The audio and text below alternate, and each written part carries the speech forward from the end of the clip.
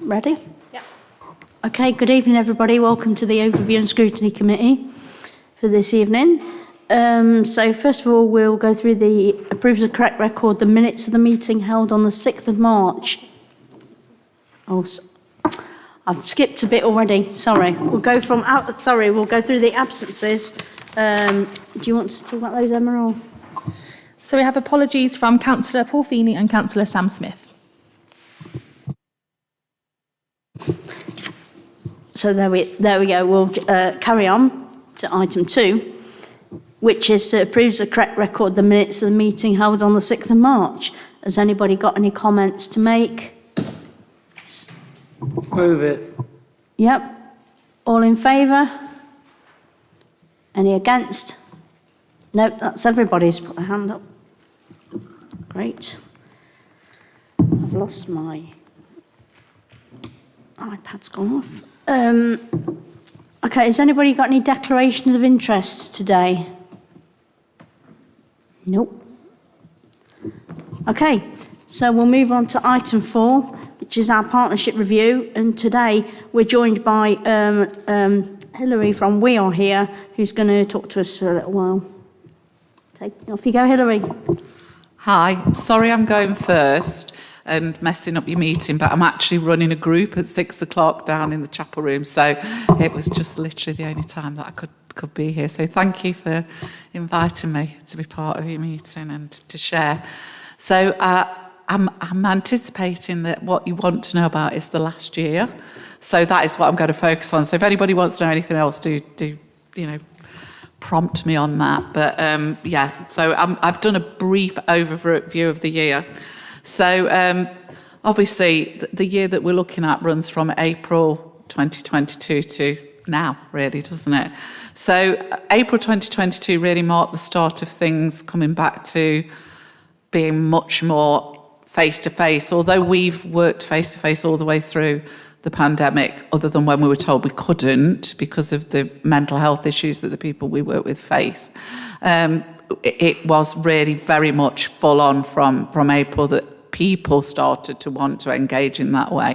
So April 2022 was when things started to get very, very busy for us because the impact of the pandemic was really, really coming to a head, and we were faced with what I could only call a tsunami of referrals for our service that were completely impossible for us to deal with everybody that we dealt with. So the year that we work on is split into 2 halves in terms of how we let you know how we've done. So between April 2022 and April 2023, we were working with 17 adults who live in the borough every week, having one-to-one therapy, and 12 children and young people. Of all of those, there was 16 of those adults had a presenting issue of domestic abuse, and 11 of those adults had a presenting issue of domestic abuse. So it obviously was a very, very busy year for us, very, very busy. So, sorry, I'm not sorry, it's not right. I'm looking at the wrong bit. I apologise. It was 725 sessions to that total of 29 residents that we saw. But in the middle of that, and I'll break it down into wards because this was somebody that came from Councillor Meredith's ward. The family, it was a mother and child, came with a presenting issue of domestic abuse, and the perpetrator of the abuse was in prison, and it was a really, in its entirety, it was an awful case. But halfway through the first part of the year, they found out that there was another child in the family who we weren't seeing, and that child was seriously ill. And within 4 months, that child was dead. So we weren't just dealing then with domestic abuse, we were also dealing with the fallout of the grief and loss. So we supported that family all the way through that as well. Obviously, that's ongoing for them.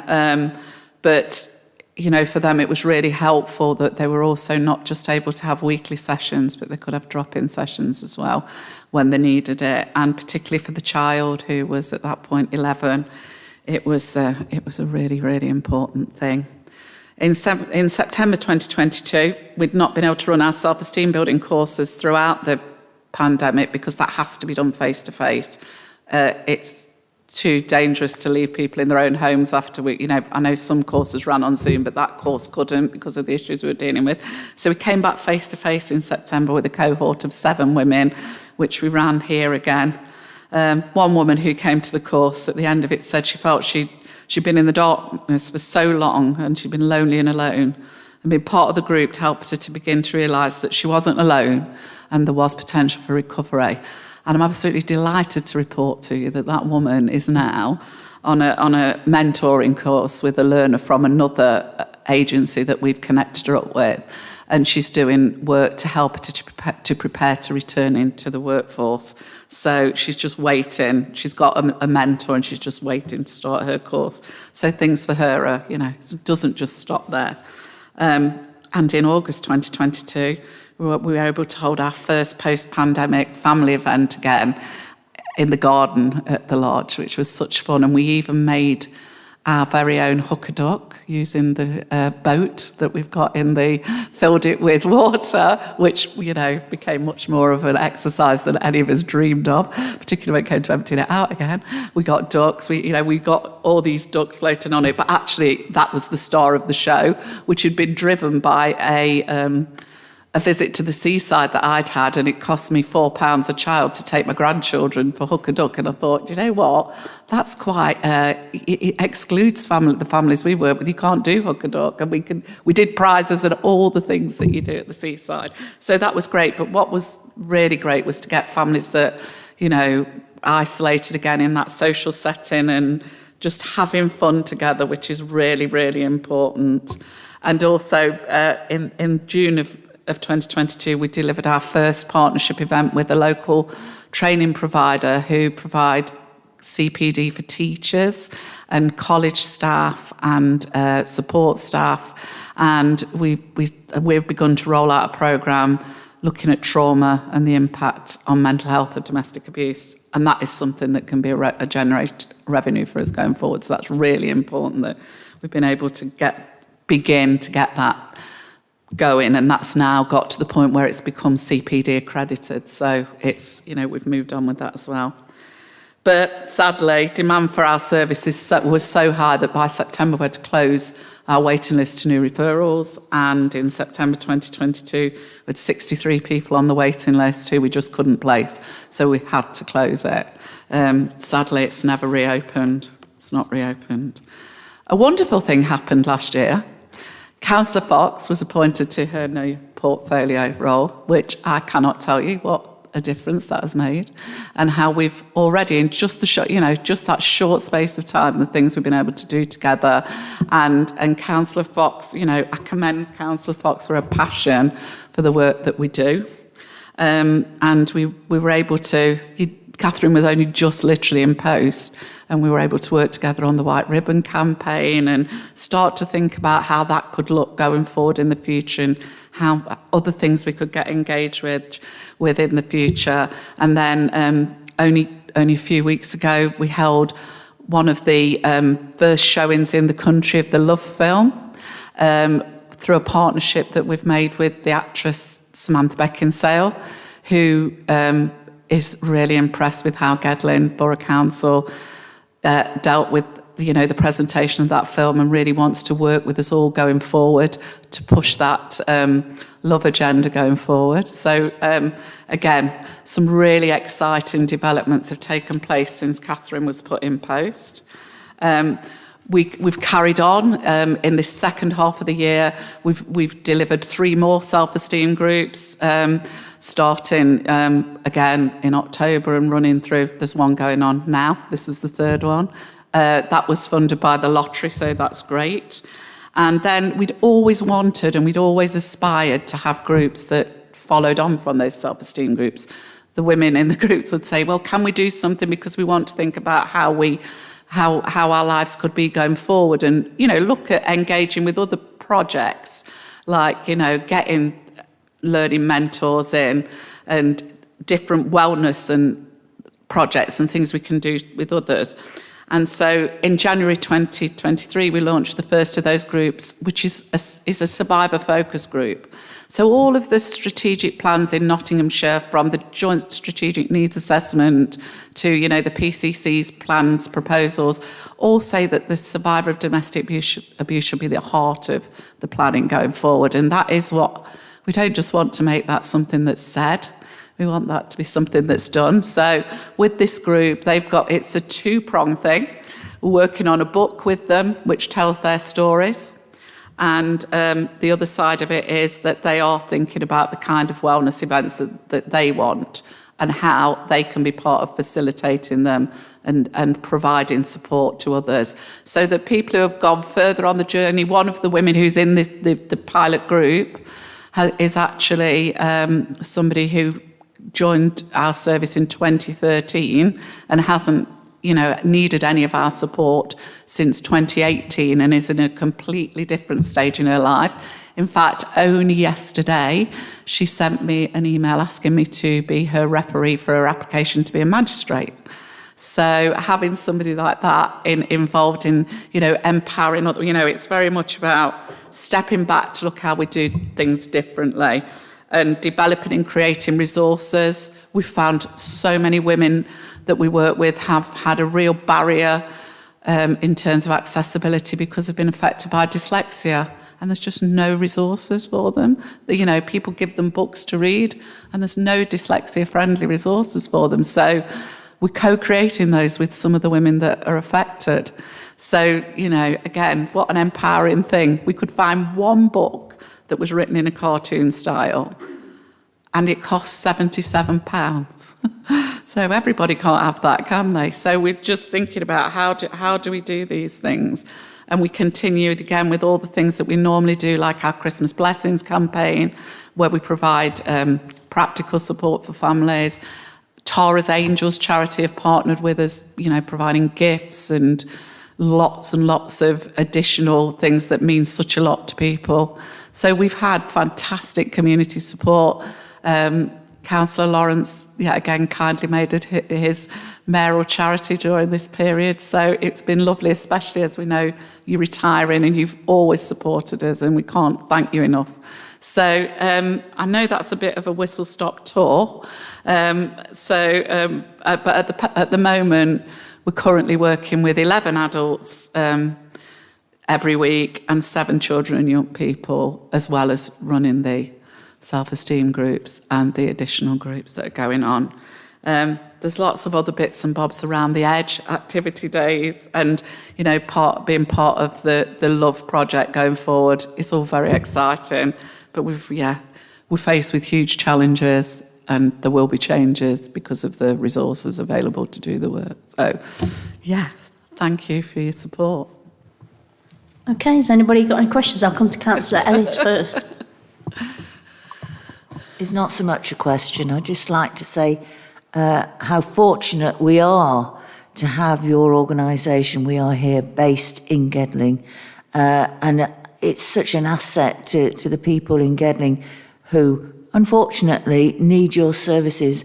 But I'd like to thank you so much for the quality of support that you're offering to Gedling people and others.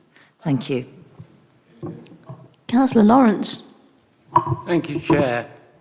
Welcome, Hilary. I haven't got any questions because I hope I know all about you and your organisation. I'd just like to make a few observations, as this is my penultimate council committee meeting and also obviously the last overview and scrutiny meeting.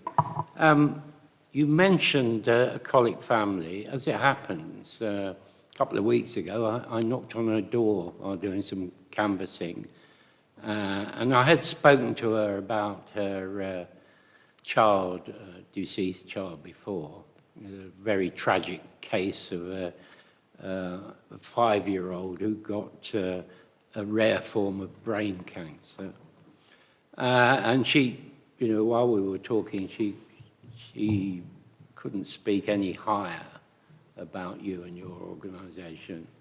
And it's interesting because I came to a meeting here in 2015, I think it was your annual meeting, and one of your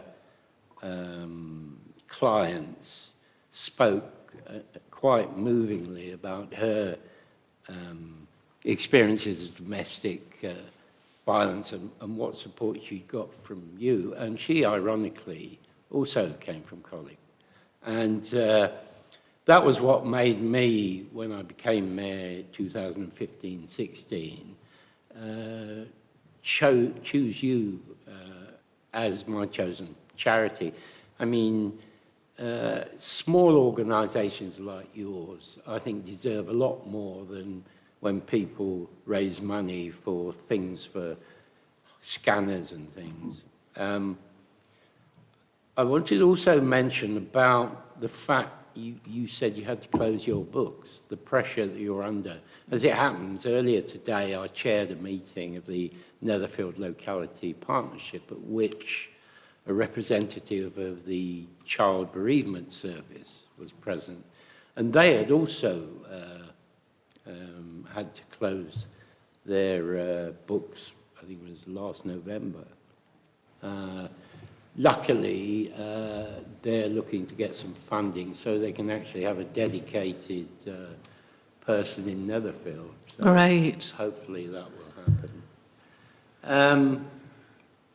So, you know, I was obviously disappointed when I was mayor 2021, 2022 that I couldn't raise an awful lot of money for you.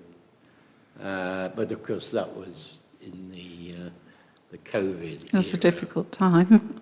But from what you've been saying, yes, you've got financial pressures, but you've still got that great service that you do, and more people should know about it. And I wish you well for the future. Thank you, Merida. Councillor Boyle. Thank you very much, Chair. Again, you know, I'll preface this. I do have a question, actually, but which I'll come to. But before I do, I would like to thank you and your organisation for all you've done within my ward and surrounding wards in Gedling, because I think it's been extremely important, that focus that you have on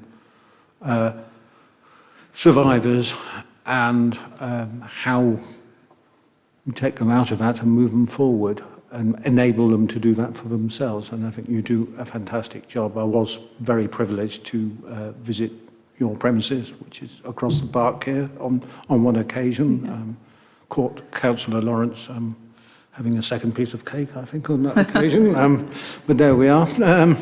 But it was very informative, and I will always remember it.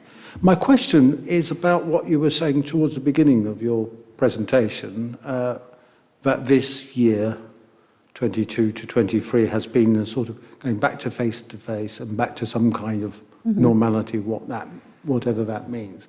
Of course, you've had to hold off on some of the things you've been able to do during the pandemic, and then are beginning to resume now. Did you find during that sort of period that you found people more damaged or more needed in a way because of the weight that inevitably that lack of face-to-face contact would have meant that they weren't able to use your services in quite the same way? Has there been a trend with the impact on households because of austerity also contributing to that? Yeah. I'm not expecting you to come up with facts and figures because I'm sure you don't collect them, but what is your impression on that? Yes, all of those things have had a massive detrimental impact, particularly thinking about people who didn't get any support from anywhere throughout the pandemic, people who came after. I think all services would say that the issues that people are now presenting with, just in general and with mental health, are far more complex, particularly young people. I think that we haven't got a clue yet how the pandemic has impacted on children and young people, the isolation, the need to play, all of the things that children didn't get to do. You know, teenagers. When you're a teenager, you're not in the house with your mum and dad, are you? And they were locked in. All the things that were really important developmentally. I think that, you know, there is we know it's an acknowledged mental health epidemic anyway among young people. The level of increased self-harm and the dangerousness of the self-harm that we're seeing now is very, very high across all services. And sadly, the money has been cut. I mean, there are services going to the wall weekly. It's not here, but I mean, you must all know that Base 51 have just put a massive announcement out in the city about, you know, what's happening for them. I mean, that's a very established service. It's a service that had underpinning, and it only has to get a bit wobbly. You know, it's so. I think all the services are so few, and they're so stretched, and the pressure is so intense. The cost of living crisis is having a massive impact on people and their mental health. We had one woman who we worked with a few years ago who presented to us last summer and asked for a referral, and she's somebody who's been in and out because she's got really complex mental health that we already know about. But last summer she contacted me and said, "I'm really not coping, Hilary. I don't know whether I'm going to be all right." And so we'd always said, please, when you feel like that, she couldn't get to the crisis team, nobody was listening to her. So we were able to advocate with mental health services for her. And her GP was brilliant. She lived in Netherfield. Once we got involved, her GP, because she didn't need a bit of counselling, she was becoming psychotic, so she needed mental health support. And the local mental health team were brilliant, but they are absolutely stretched to the bone. The staff are completely burnt out. It's not a pretty picture, sorry. The staff are completely burnt out, and you know, people can't attract good staff because staff aren't getting paid enough, and nobody wants to walk into this storm. You know you're walking into trauma if you do this. So I think we've got a perfect storm brewing. I don't think we've seen anything yet. And given all the other massive issues that we're facing, yes, the cost of living crisis is huge. Because that woman, sorry, I lost my train of thought there, that woman who was becoming psychotic and had got all of these other issues, it was how she was processing her financial situation and ruminating on everything and how that was getting her overwhelmed. Because she said, you know, she's very, very funny as well. She's one of these people with a really sharp sense of humour. She said, so the thing is, every week I'm going to pay it back on Tuesday, and Tuesday never comes, because by the time you get to Tuesday, it's all gone. So, again, that's where things like being able to give people crisis payments has been really helpful, because you can't, you know, we've had great support from people like Rotary clubs who've made sure that we've always had some money to give away to people in crisis. So I could say, you know, okay, I think it's going to really help your mental health if we just go and get some shopping today. Let's get some shopping and let's not worry about anything else today. Yeah, it's not pretty. And we're not out of the woods. So as much as we, you know, want to do this, the funding is getting much harder. Okay, thanks for that, Hilary. Has anybody got anything else? Quickly, because I know Hilary's got to get to another group. Okay. So, well, thank you very much for your informative talk, Hilary. So our recommendation, beg your pardon, let me just, is to consider and ask questions and make comments on the information provided, which I believe we've done. So thank you very much, Hilary. Thank you.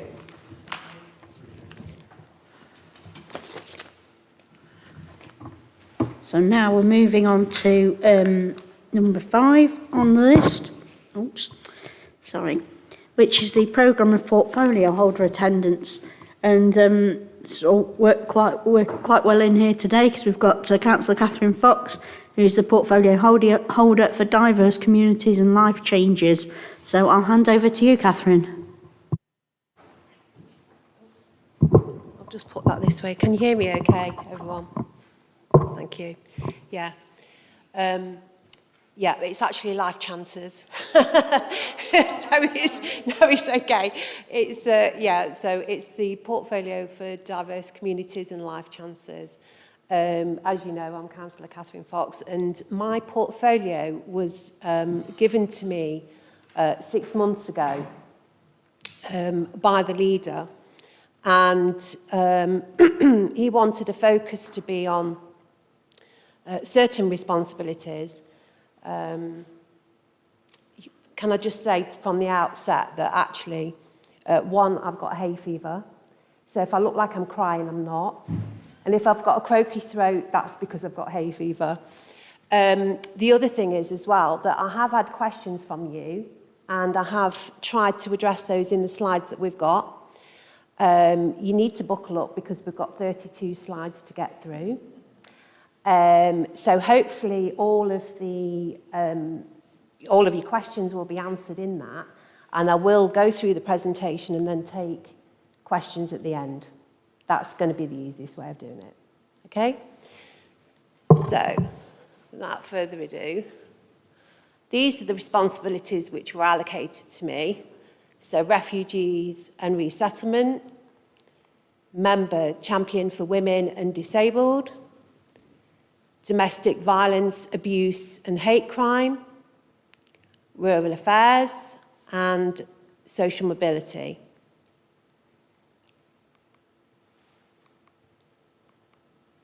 Is this working? Okay. So, regarding refugees and resettlement, there is a Homes for Ukraine scheme which was launched on the 24th of March 22. Nottinghamshire County Council act as the lead authority regarding this, and they allocate £10,500 per guest, and that's been reduced to £5,900 in 2023. Sponsors and hosts receive £350 per month, increasing to £500 per month after 12 months. That is to help prevent homelessness and as an incentive and a thank you for the period of time that hosts have had guests stay with them. Gedling Borough Council can access a homelessness prevention fund of £1,000 per household, and so far no Ukrainian guests have presented as homeless in the borough. Oh, okay. So regarding the Homes for Ukraine scheme, Gedling Borough Council officers have a group which meet fortnightly, and they report to the senior leadership team, and they also report to me. The service areas that are involved in this are customer services, our communities team, finance, executive support, housing needs, communications, environmental health and legal. So you can see it's quite an involved, in-depth process that we have to go through to get all the information that feed into that. Okay, thank you. So far, the numbers that we have in Gedling regarding the Homes for Ukraine scheme are 104 matched sponsor stroke hosts households in Gedling. Gedling Borough Council checks sponsor properties before the guests arrive, once the guests have arrived, and another visit again after 6 months. Environmental health officers have undertaken so far, and the numbers change all the time, as you can appreciate, 100 first visits, 84 second visits, 34 third visits. That's to date. Gedling Borough Council keep in touch with sponsors and guests and support rematching and accommodation moves. And I can tell you that the work that we do regarding that is actually phenomenal. And this is on top of basically officers' day jobs. So this is in addition to the work that they already do. Nottinghamshire County Council offers rematches. We've had 7 rematches from Gedling where relationships have broken down, but no Ukrainian guests, as I say before, have presented as homeless. Okay. So regarding the Homes for Ukraine scheme community engagement, there is a Nottinghamshire Homes for Ukraine fund, which is a total of £200,000, and £5,000 is available for local groups to apply to. We have held an event at the Richard Herod Centre, which has been, as you know, has been all over social media, it's been all over our press, it's actually been on Notts TV as well, and that included obviously our Ukrainian guests at a Food for Life event in December. That was hosted by us at the Richard Herod Centre. The Gedling Seniors Council were very involved in that, and the Syrian Society as well. It was one of the most fabulous community events that I've been involved in. Actually, everyone pulled together, and the atmosphere was fantastic. Also, just to let you know that I've visited the Nottinghamshire Ukrainian Cultural Centre and met with them, with the leader. And we've had many discussions on issues, concerns that they've got. Obviously, their numbers have increased dramatically, which has presented them with a lot of challenges, plus the other things that we're all affected by, like energy bills and the prices of everything going up. Some of their challenges are the fact that they've had to put on extra events, language classes, for instance. They've basically turned themselves into a one-stop shop for anyone that needs any help or support or any activities. And so we've looked at issues that Gedling can support them with, and we have a follow-up meeting to discuss ways in which we can work closer together and how we can help them in the future, which takes place, I think the next meeting's in April, isn't it? So you'll need to keep an eye out on that, because there will be events that come from that meeting that will be coming up. And all councillors, I've made sure that all councillors receive a Homes for Ukraine email update on a regular basis. Okay, so the next part of this is what we call a full dispersal scheme. And myself and the leader, John Clark, have attended the East Midlands Council meeting in Leicester, at the Leicester City Hall, on full dispersal, and in attendance with the Home Office, local authority leaders, NHS and partners and Serco, everybody involved in the process of full dispersal. It was an opportunity for us to find out information from, or the latest information from the Home Office, as up to date as they have. And from that meeting, I had a meeting yesterday with the Chief Executive, briefed him on the outcomes of that, and our officers will be looking into that and keeping an eye on the latest information. So from that meeting, we discovered that 90 asylum seekers have been allocated so far by the Home Office to Gedling. So far, no timescale has been given as to when they will arrive. We have no further details from the Home Office as yet. Serco have been appointed by the government to initially house those asylum seekers, and they do not automatically inform Gedling Borough Council at this point on who and where. If asylum is granted once an asylum seeker has gone through the processes that they need to go through, they have 28 days to leave accommodation, and this is when Gedling Borough housing support will be required, and that's when we will get informed.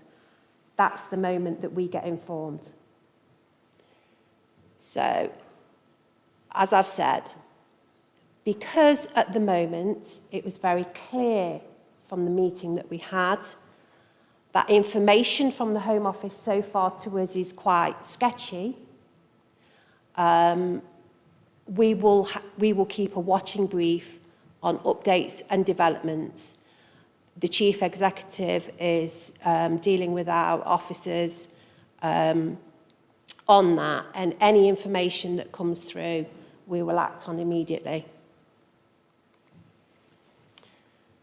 So, these are the numbers of refugees in Gedling through other resettlement schemes as of November 22. So Gedling Borough Council is not responsible for these resettlement schemes. However, we work in partnership with local organisations to support, and you're all aware of the support that we've given through all the information that we've provided to you. For instance, we work with the Syrian Society in Nottinghamshire, as I've already mentioned. So far, we have 41 Syrian vulnerable persons, and we have, in the borough, 4 Afghan relocation assistance policy scheme people, and 5 children under the Vulnerable Children's Resettlement Scheme. Thank you.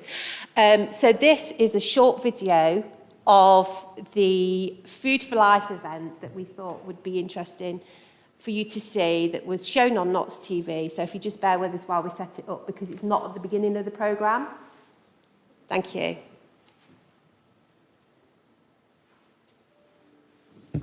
Around 20,000 Syrian refugees have settled in the UK since 2015, including a number who relocated to Gedling Borough.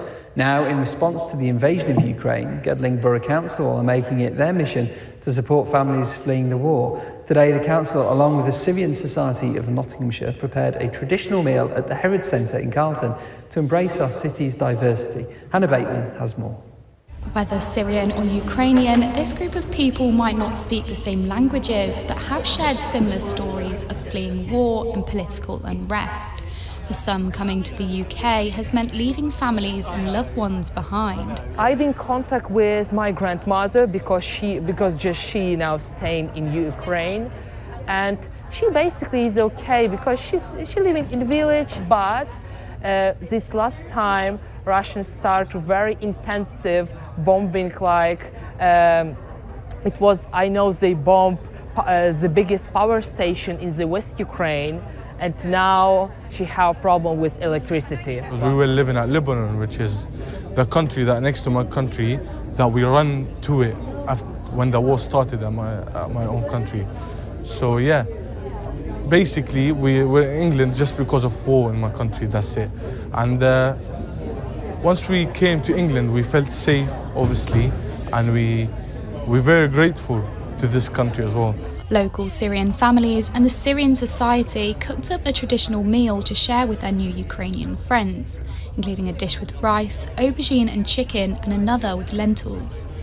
Ali Al-Mazri says food can help bring different cultures together. We try always to do events with many communities here, because we believe we are all communities in one community.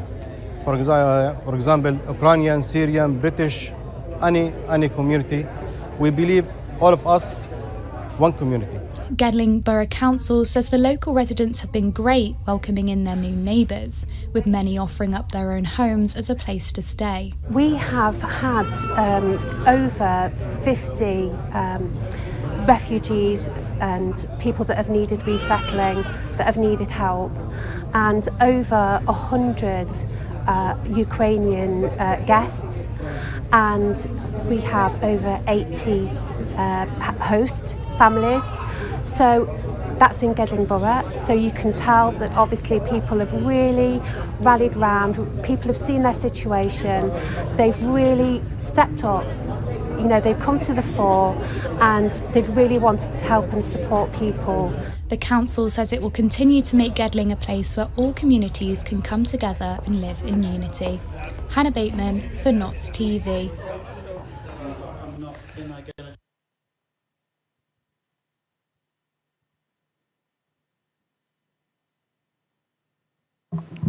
Okay, thank you. Thank you. So that was a brilliant event, and as I can say, we're in this job because we love community, and that was a fantastic event where everybody came together, all cultures, and we all shared the same purpose. So moving on to my next responsibility, which is for women and the disabled. So I've been involved with celebrating the achievements of women, and that's taken various forms. We've been involved with Kids Against Plastic, who are a phenomenal group, and I think they've taken the world by storm, as we know. And also, as Hilary was talking about, we have for International Women's Day and to celebrate the strength of women, we did organise the showing of the Love film in relation to coercive control, and the fact that there is light at the end of the tunnel from anyone that's gone through that. We worked in partnership with We Are Here, the Bonington Cinema, and our leisure staff helped to get that up and running as well. It was an opportunity that was presented to us pretty last minute, I will say. And I think that on top of the day job that our staff already do, and you know how under pressure they are, I think that we managed to really pull that together in a phenomenal way. And the partnership from that has been so successful.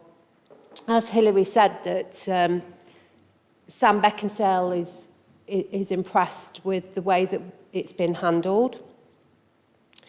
And from that, in the future, we will be looking at a way of trying to roll this out in schools. It's so important that coercive control is mentioned, is on the radar in schools. It's such a massive problem, but it's how to tackle it. It's quite difficult. And as you know, schools are stretched already in the way that they provide the curriculum at the moment. The film at the moment is set at an 18, and that's one of the issues that we've got coming up that we've got to overcome, is the fact that we will be aiming it at a younger age group than that. So that's something that we will be working on together over the next few months or you know, to hopefully be able to roll that out. And obviously Councillor McCrossan, who deals with young people, will be working alongside that as well. So this is another video which I was involved in regarding promoting Gedling's successful business women in the borough in a celebration of International Women's Day, highlighting local business women, one of which is Skin Solace, who have just moved into the new AMP building that we've got in Arnold. And also it shows, as I say, the phenomenal duo, shall we say, Kids Against Plastic. So if you could play that video, that'd be great.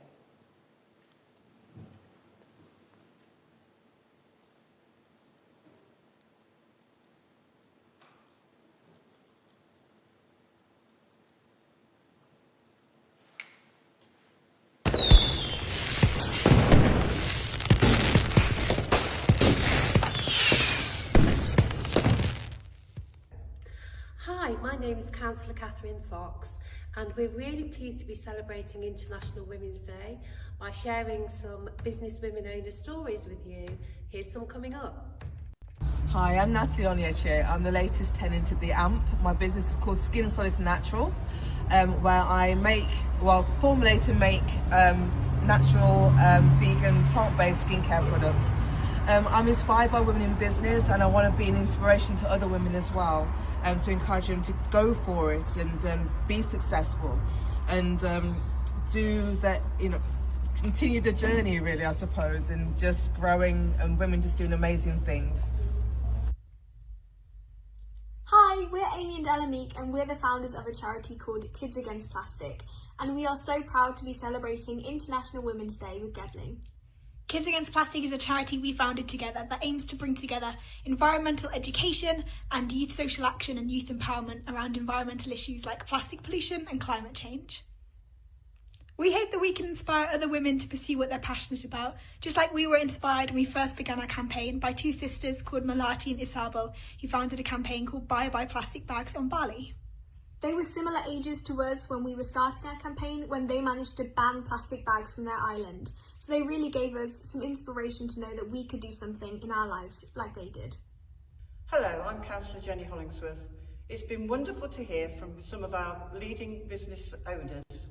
If it's inspired you to start a business, we would absolutely love to hear from you.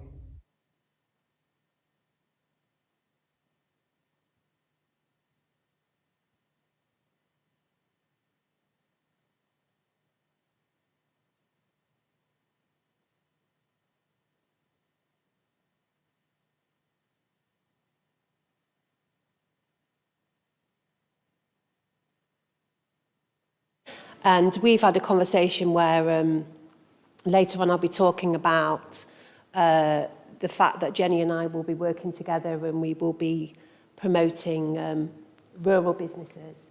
That's something that will be up and coming. So this is actually regarding what Hilary and I were talking about, one of the campaigns that we were involved in and that you were involved in as well, all councillors were involved in.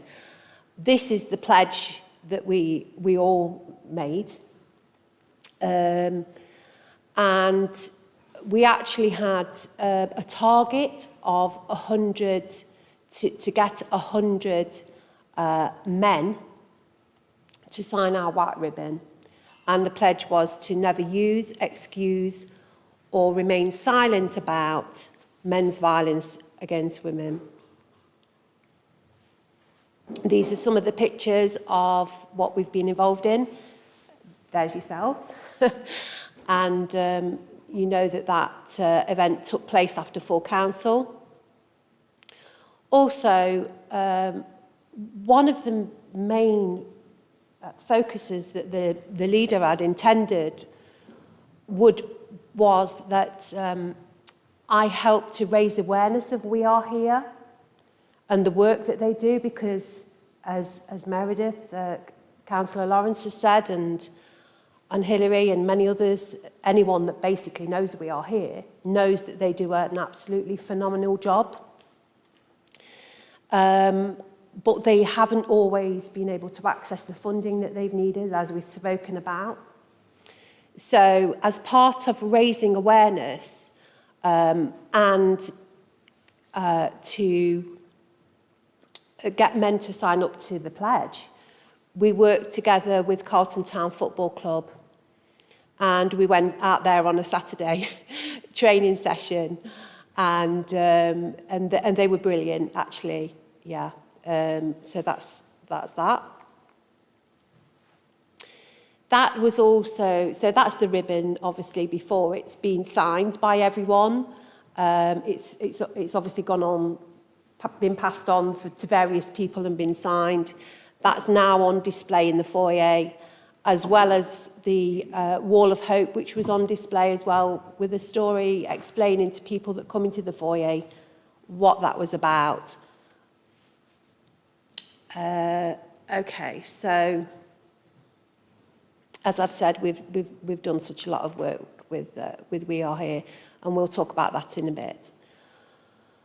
So moving on to Member Champion for the Disabled, we have there's a disabilities facility grant and a Better Care Fund. In 2022-23, Gedling Borough Council Better Care Fund allocation was £1,189,210. That was mainly used for disabled facilities grants. There is an eligibility and how to apply on the Gedling Borough Council website. That is the link for anyone who wants to look into that. That is, as I say, that is up and running on our website at the moment. So this is used to adapt homes of our disabled residents, enabling them to remain in their own homes independently. And 100 to 125 grants have been awarded so far this year. Now, there is a project that you will have heard about called the Bath Out Project, and Councillor Hollingsworth, under her portfolio, fronted that project. She did a video on that, and that was widely put into the press. And she did that with Longhurst Housing Association, and so far 15 new wet rooms for older residents have been put in for in Netherfield. Okay, so supporting disability in leisure. So we have various disability and health exercise programs such as Heartbeats and Disability Swim Stars, free access for carers. We also have achieved a credibility kite mark at our leisure centres and at Gedling Country Park. We have concessionary memberships and pricing for people living with a disability. And more information on that can be found on the website. And have we gone forward too far? No? So far this is a video regarding accessibility in our leisure centres. Hand over to Ben.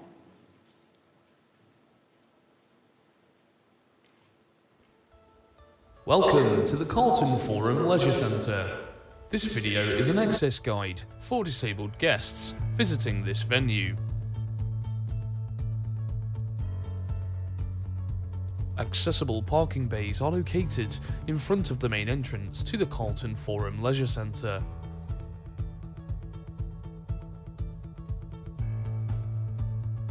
The main reception has a lowered counter with accessible entrance and exits. Staff are also available to offer assistance.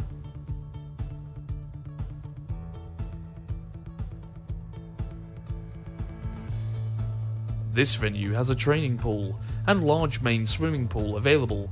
Both pools are fully accessible.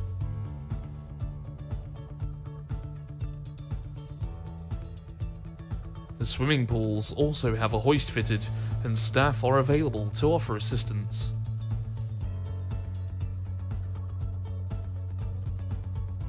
Accessible shower rooms and toilets are available on the ground floor next to the swimming pools.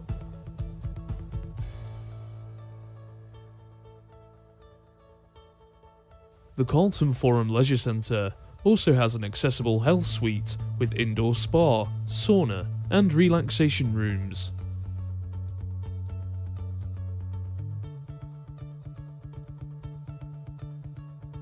Accessible squash courts and a large sports hall are located next to the health suite, with an accessible gym also available.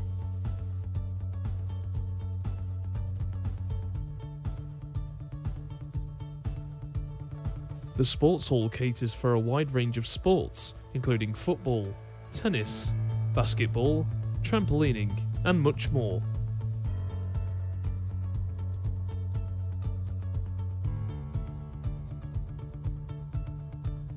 The D&A gym, located on the ground floor, is accessible and hosts a wide range of equipment and workout classes for all abilities. Disabled visitors can also bring a carer or essential companion free of charge when using the gym facilities.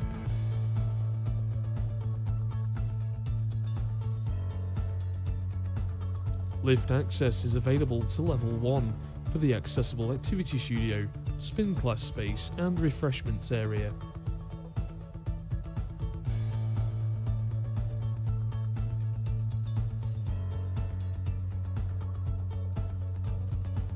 The activity studio on level 1 hosts a wide range of accessible classes, including yoga, Pilates, aerobics, workout sessions, and much more.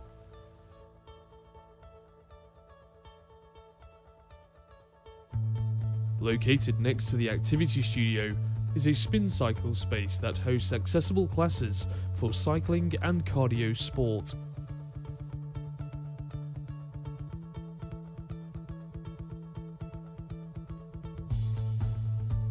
For more information about any of the facilities at this venue, please visit our website www.gedling.gov.uk/leisure/our centres/Carlton Forum Leisure Centre.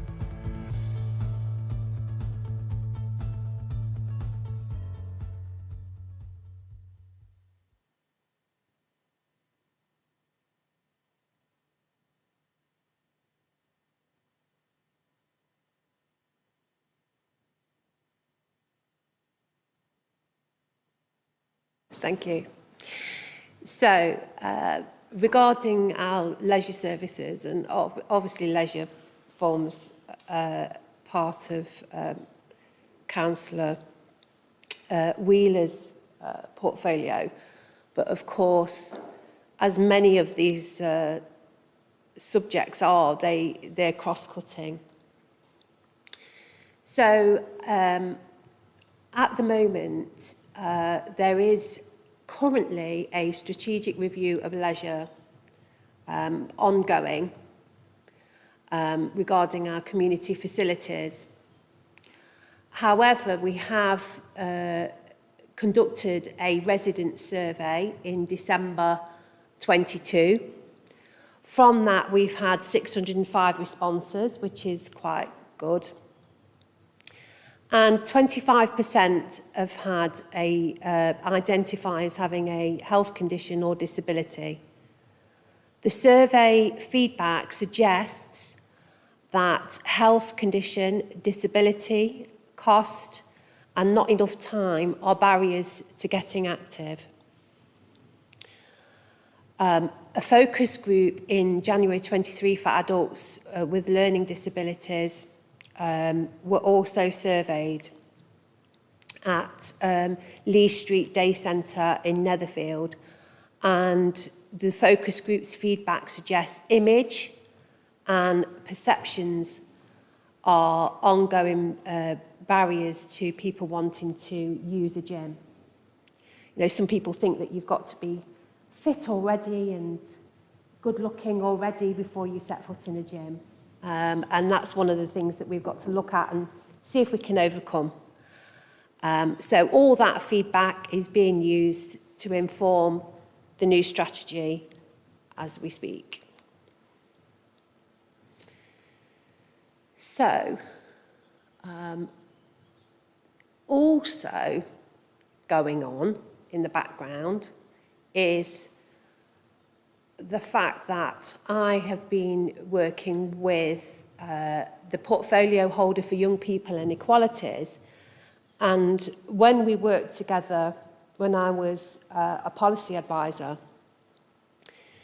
Councillor McCrossan and I did a lot of work on shaping the framework and an action plan, which then went into creating what is now the Gedling Borough Council Strategic Equality and Diversity Group, which I call SEDGE for short, because that's quite a mouthful. So the new strategic group was established in 2022. This group has a framework and an action plan that's been developed, and we're able to, a bit like you with Scrutiny, we're able to invite partners along to share their best practice with the council regarding vulnerable people and those with protected characteristics. Obviously, disability falls within that as one of the 9 protected characteristics. Thank you. So we move on to domestic violence. As you've heard from Hilary, it's been really helpful, the fact that this position has been created, and we've been able to work with We Are Here with the excellent work that they're doing. And as I've said, that part of my remit was to raise awareness of all the work that they do and to help them to access funding. So it says there that I've been in weekly contact with We Are Here, but to be honest, in the beginning, it was almost daily, but it's kind of turned into a weekly thing now. And myself, the leader and the chief executive, we hold monthly meetings with We Are Here, and that's to discuss any issues, concerns that they've got, any stumbling blocks that they might hit. There's nothing that's off the table for discussion.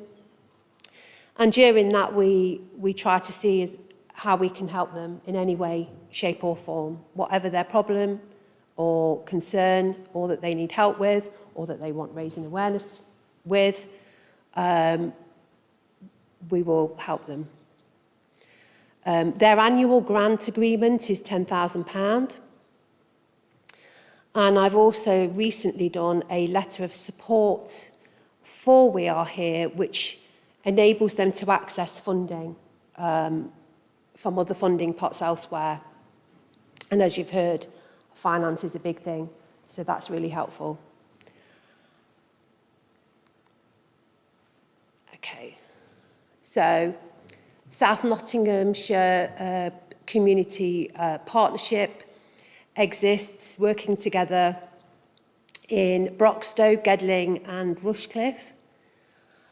And from that, or within that, there is a domestic and sexual abuse violence delivery plan, which runs from 2020 to 23, and the key priorities are to prevent abuse, protection and support, reducing risk of offending.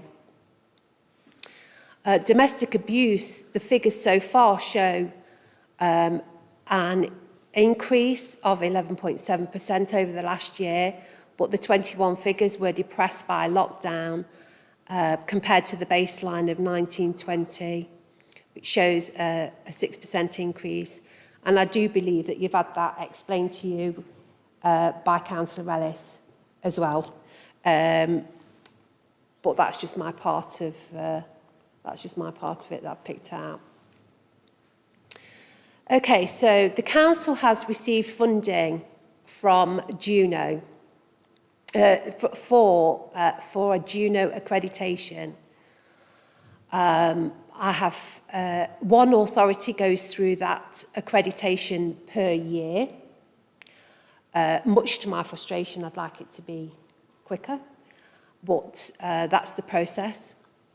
Currently, Ashfield have been chosen, and the reason why Ashfield have been chosen is because they have a dedicated domestic violence section, whereas we don't. So it will be easier for them to achieve accreditation.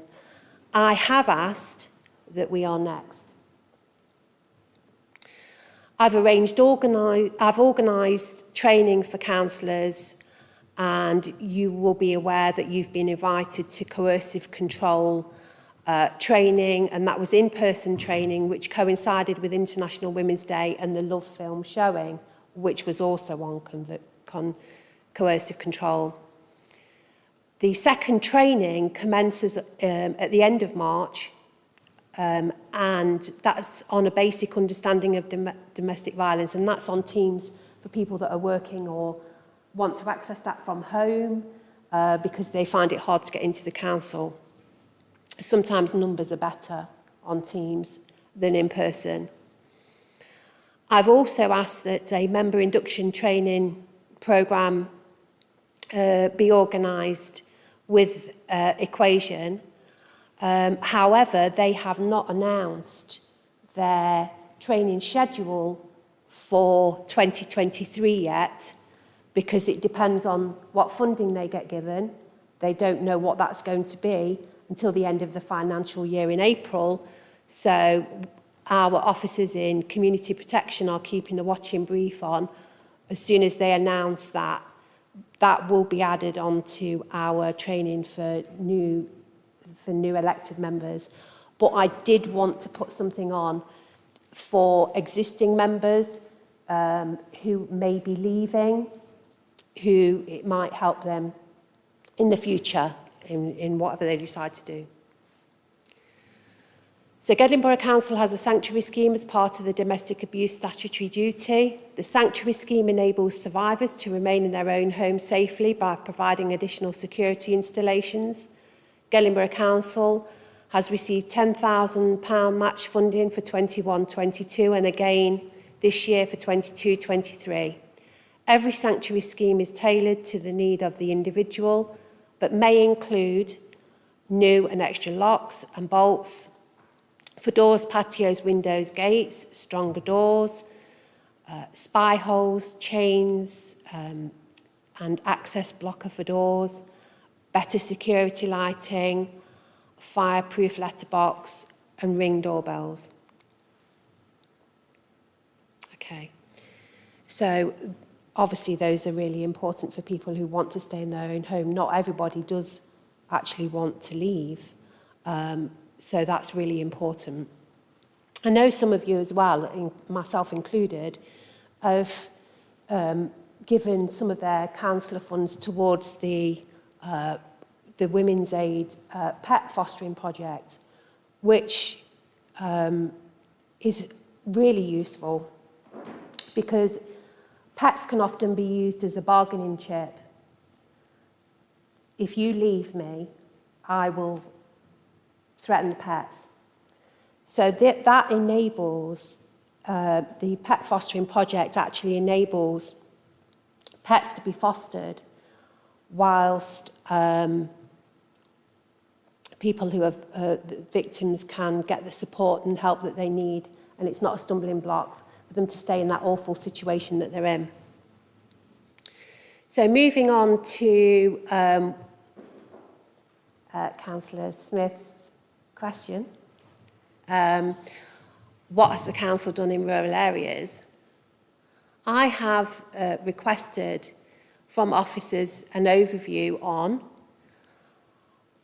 since I've been in post, what were the rural wards in Gedling?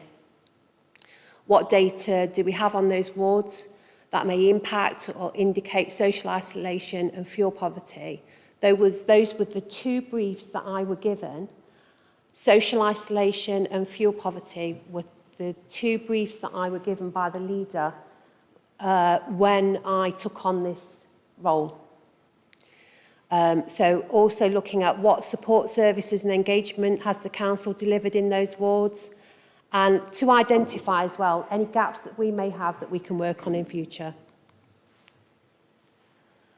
So Gedling's rural wards, Bestwood St Albans, which is a mix of urban and rural. Bestwood Village is the rural part. Calverton, Dumballs, which is Woodborough and Lamley. Newstead Abbey, which is Ravenshead, Limby, Papawick, where I spent a lot of my childhood, I might add. And Newstead Village, Trent Valley, Burton Joyce and Stoke Bardolph. And to also let you know that I have chosen to regularly attend the Rural Services Network seminars and briefings, which there's many, so I have attended many. Information is current, it comes straight from government. It also is a forum where we talk about the any issues and concerns, anything that needs to be flagged back up to government. It involves funding information, talk about a government rural plan, issues affecting rural communities, connectivity, businesses and rural. I receive rural bulletins. From those meetings, I have a separate meeting with the Chief Executive and I flag up any issues that I feel that the Council need to address or to check whether we're actually dealing with particular issues, and also to inform on anything that I've heard that may be current from government.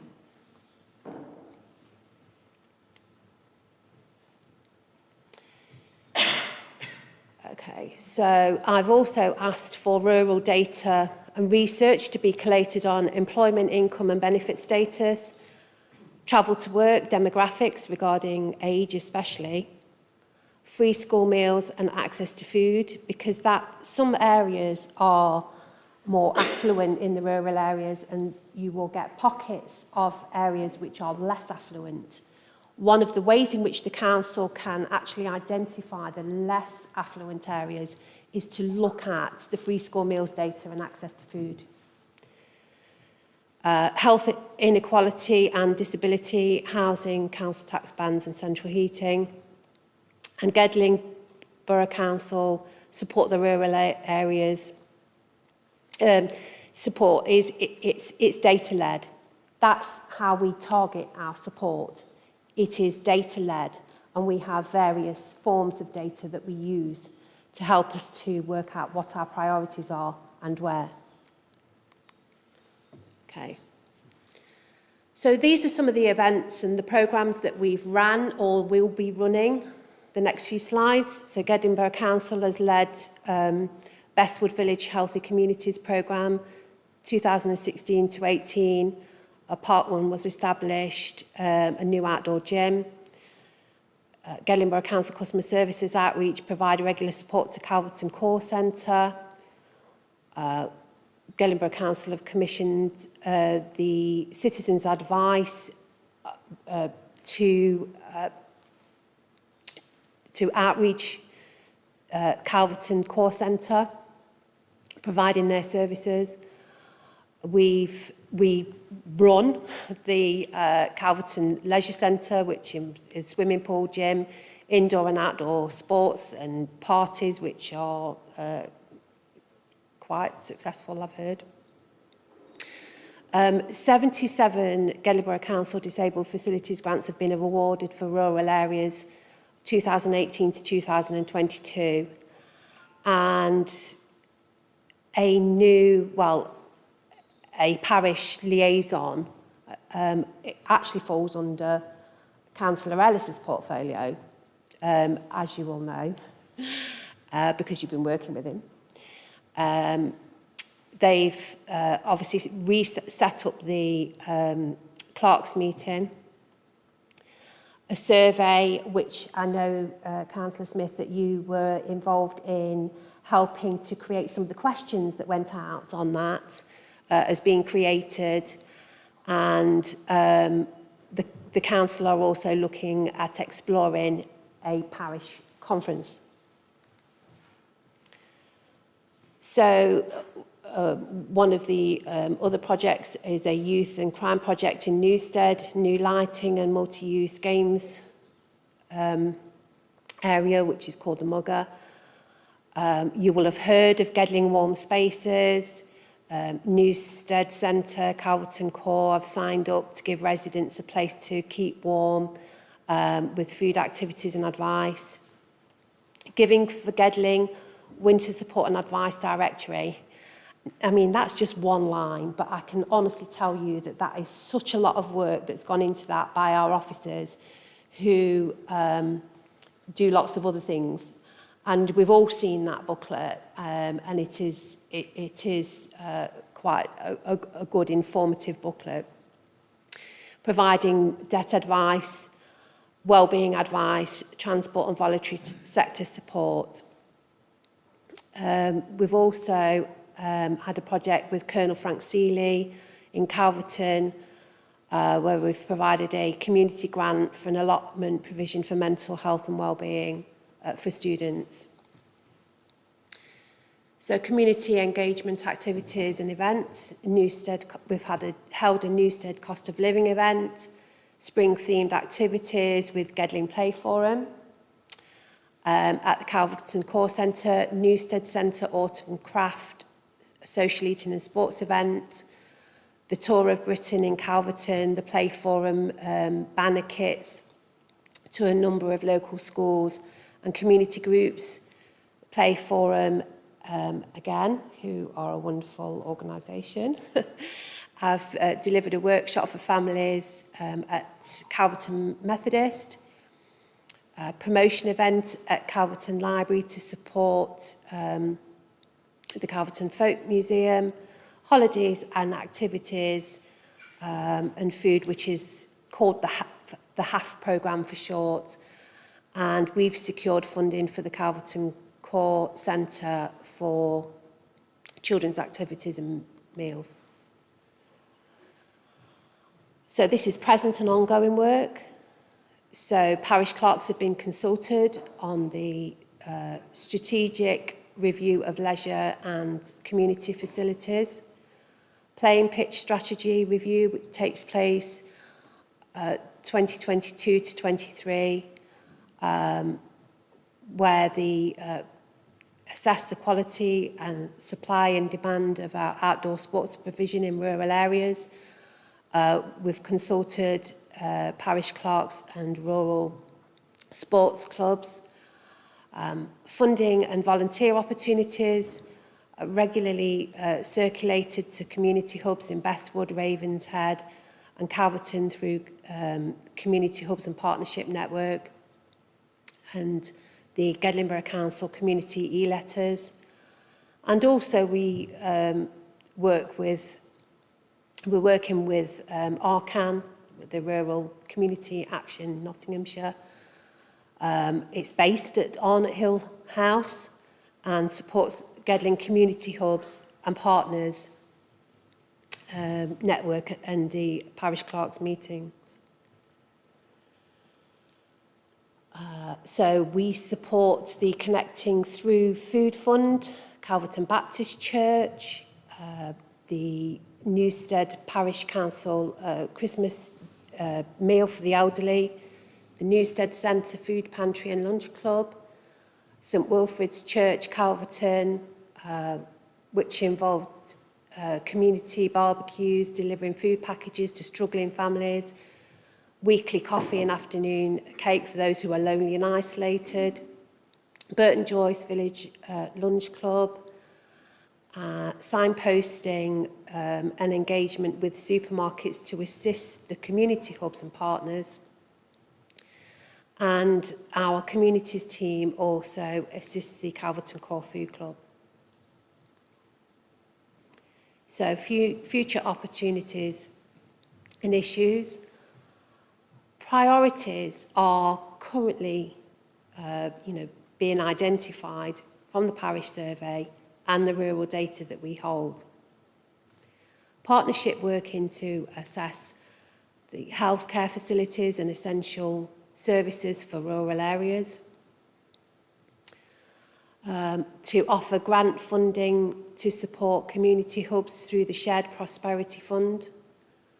And as I've said earlier, I will be working with Councillor Hollingsworth in the future to work on promoting rural businesses, and we'll be keeping members informed on everything that we do in rural areas. Okay, so moving on to social mobility. I have signed off a decision to establish the Gedling Social Mobility Commission, and I signed that off on the 17th of March. Bearing in mind that the task of that was given to me, my first portfolio meeting was in September. The first commission meeting takes place on the 27th of March. It will involve a panel of key stakeholders to inform and shape social mobility work that we do locally within the borough. An action plan will be created from that and priorities identified, and we will be working on those with our partners. And our partners and representatives include Gedling Borough Council leadership and officers, Nottinghamshire Police, NHS Integrated Care Board, Nottinghamshire County Council Youth Services and Early Years, Insight Libraries and Culture, universities and businesses, and voluntary sector. And I think that concludes my presentation. So hopefully, as I say, the portfolio has not been going very long, but there's been a lot of work that's gone on.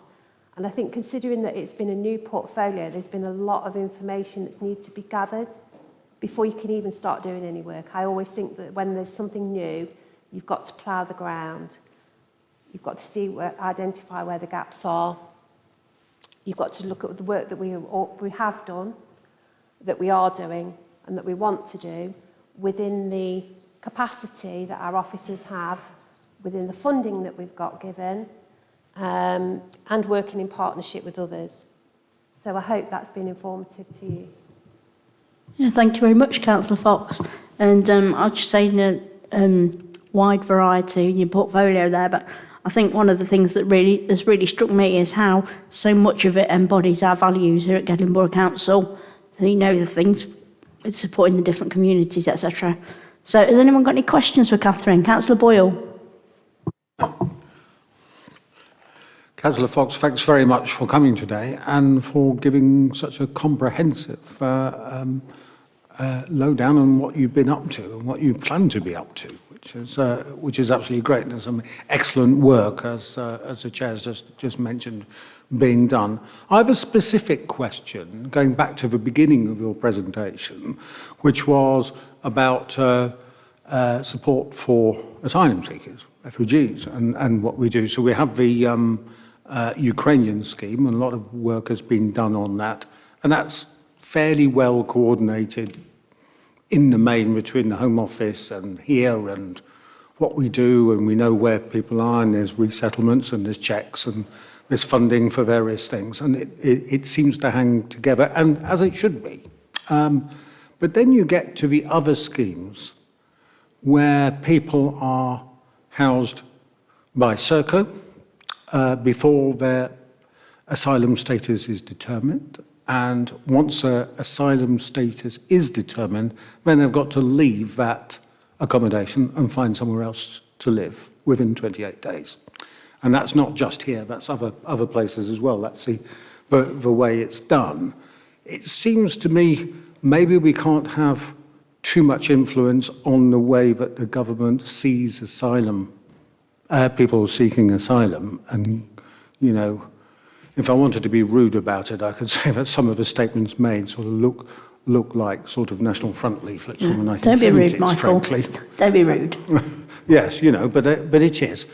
But it seems to me what we can have influence is on the communications bit. So my question really is, can we get Serco to communicate with us earlier in the process so we know who they are, where they are, and when their asylum application is likely to be determined? Because it seems to me that 28 days for the housing team here in order to process what might be quite a complex case just ain't long enough. So thank you, Councillor Ball, for your question.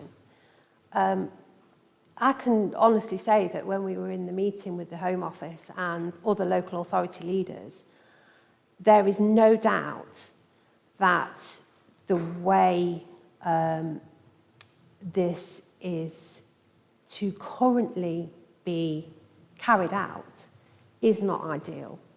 And actually, there isn't enough information, there isn't enough forethought, there isn't enough communication so far to a level where perhaps partners who can help and local authorities are happy with. We are able to keep an open dialogue with the Home Office and feed back to them any issues that we have. I fully understand what you say about the way that it's conducted and the speed at which it conducted. And some of those issues had been highlighted by other local authorities, taken back to the Home Office at the meeting that we had. They will be looking into some of those issues of which you've mentioned.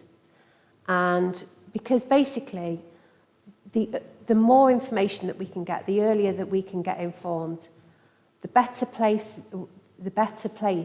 local authorities are to be able to provide the best service and to not have our own staff placed under intolerable stress at the last minute.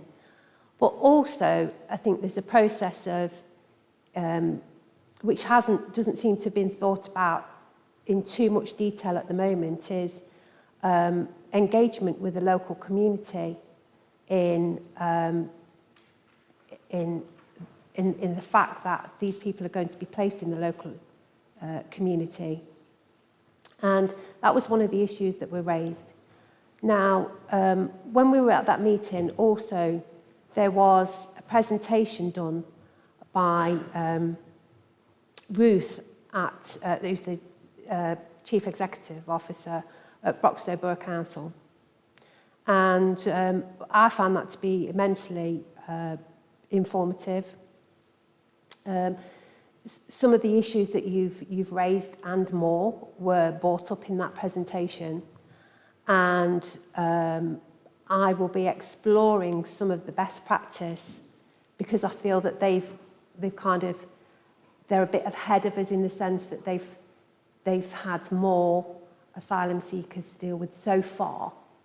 So I'm looking at ways at the moment with the Chief Executive and our officers in which we can perhaps learn best practice from them to make the whole process easier for everyone.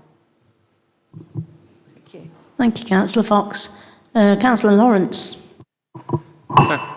Thank you, Chair. Yes, I wanted to ask a question on asylum seekers, but like Councillor Boyle, I could say an awful lot. I'm just in terms of the treatment of asylum seekers by the Home Office. Anyone with an ounce of humanity in them should be standing up and railing against the Home Office, the Home Secretary and the right-wing press. However, the question I wanted to ask was to do with Gedling's part in the process. Well, it's in two parts. Does Gedling get any financial support I know it because you've explained, and I'm not, unless I've missed it, that in terms of Ukrainians, Syrians and Afghans, there is some extra support. So that's one question. The other question is, where are asylum seekers in Gedling's processes in terms of allocations of, because we all know that social housing is a disaster in this country, the lack of social housing. So what's the criteria for an asylum seeker? I know there are certain groups that come above others in our housing allocations, such as veterans and so on. Where are asylum seekers in that chain? Thank you. Thank you. Well, the council receive funding. When the council does receive funding, we receive that allocated to us from the county council. They are responsible for allocating out to us funding for the various schemes that we've got. That's the first part. And as far as where asylum seekers come in the process, I can look into that for you and get the answer to that from our officers. I've already spoken about the process of how it comes about. And as I say, I think what I'll do is I'll get the answer to you formally from our housing team. I can send you that in an email. Thank you. Thank you. Has anyone else got any questions? No more questions, I believe. So we'll go to the recommendation, which is to consider, ask questions and make comments on the information provided, which we've done. And then we've also got the recommendation to discuss any topics for potential inclusion in the future work programme. But I don't know if you want to allude to any of that now, or whether we can always make a note. Emma can make a note if there's anything pressing. Councillor Boyle. Well, I think possibly we might want to scrutinise that relationship and that communication between the Home Office, Serco and other agencies in terms of resettlement and how that's going, so that we fulfil our statutory obligations, but also do it in a humane and timely manner. Yeah, I think that sounds like a good idea. So it's certainly something to keep an eye on and have a report potentially in a couple of months or so, maybe. Can I just interject there? I think because things seem, I can't stress this enough, certain things that we want to look into seem so up in the air at the moment. As I say, regarding information, it might be, and our officers are keeping a watching brief on anything that we get. As soon as I know anything, I can make sure that it's passed on. But also, if you do want to look into it, perhaps give it a little bit of time, because feedback has only just gone back to the Home Office, which they will be working on, and then that will come back. So maybe just give it a little bit of time so that you've got something to actually scrutinise. Okay, thank you.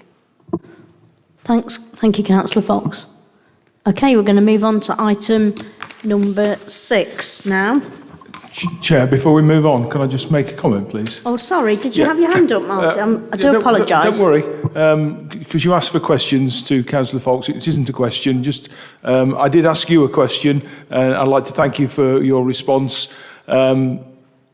Surprisingly, I knew quite a lot of those answers, but I completely forgotten and quite overwhelmed with the amount of work that is being done to support people in the rural areas. So thank you for a very comprehensive response.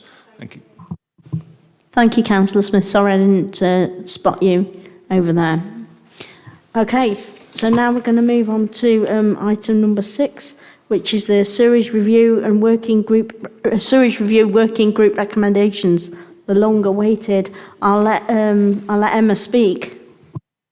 I haven't got much to add, but firstly to say apologies for the delay in this. There was lots of background work to do, lots of things to check, lots of process and lots of information to collate. I know that there will probably be comments from you, maybe some additional stuff, so I will leave it here and answer questions and let members speak on this. Thank you. Okay, I think Councillor Ellis has got something to add, if you want to speak. Thank you very much, Chair. I just want to take us back very briefly to where this started as far as Gedling is concerned. The council meeting in 17th of November 2021, which seems quite some time ago now, but we did pass a cross-party motion highlighting what was felt to be the disgraceful pollution of our waterways with raw sewage. And I'm really pleased that as a result, we resolved that Overview and Scrutiny should form this working party, and we have called in various informed and involved bodies, including Severn Trent and the Environment Agency, and certainly I would wish to thank them all for their contributions. Scrutiny exists to reflect on the impact of both the Council and outside bodies on the quality of lives of our Gedling residents. Water quality in our watercourses is a big issue for residents who are appalled by the discharge of sewage into our waterways, and I frequently see comments, for example, on social media. So we have heard from various organisations about the concerns that we have locally about sewage being pumped into our rivers. We know this is not just a local problem, and we know obviously rivers cross boundaries, but this is having an impact across the country. The House of Lords has recognised this in their own report, and indeed I note that Fergal Sharkey provides an excellent figurehead for these concerns and complaints. Responsibility clearly lies with the water companies and the Environment Agency, so it's private business and public business. It is frustrating that district councils have few powers to influence this foul discharge. We must use what powers we have to influence and highlight the impact of sewage discharge on the quality of life of our residents. When people have to consider whether or not to step toe in a stream, then it becomes a serious matter. As a result, I would like to insert within the report, which I obviously support, another recommendation. I'm happy wherever it sits within those recommendations, but the Council liaises on a regular basis with Severn Trent, the Environment Agency and other relevant organisations to build a picture of current levels of and locations of sewage and other pollutant discharges, and that includes agricultural and industrial, into the watercourses of Gedling. And this is to inform planning and policy decisions. I would not be objecting to that also being published for the information of residents of Gedling. Thank you. Okay, thanks for that, Councillor Ellis. So that's an amendment addition proposed by Councillor Ellis. So would somebody like to second that? Oh, several seconders. That's good, thank you very much. Are people in favour of adding that? Everyone in favour? Yep. Is there anybody? I think everybody put their hand up then. Any against? No, I think that's everybody. So if we could just add that to the recommendations. I mean, so it doesn't matter whereabouts in the recommendations. If we just say they're in no particular order, the recommendations. Councillor Boyle. I just want to place on record my thanks to all people who've been working on the Working Party. I know Councillor Ellis has worked extremely hard on this and in a very detailed way. And everybody has come together and done what they can in order to pull this set of recommendations. It wasn't easy because, as Councillor Ellis has pointed out in her contribution just now, the powers that Gedling has are somewhat limited in this area. But we felt, when we first raised the issue as a motion to full council, which I proposed, was that we did this work in scrutiny as well as called on Severn Trent to limit their discharges. This work, even though we haven't got enough powers and we should have more, we at least should be framing a debate of what happens in our localities. And I think this addition that we've just heard being proposed and was supported by everyone is very important, because what it will do is keep the issue in people's mind, and then that will have an effect, I'm sure, on national policy in this area going forward. Okay, thank you, Councillor Boyle. Does anybody else want to say anything on this issue? Okay, so I'm just going to go back to the top of this item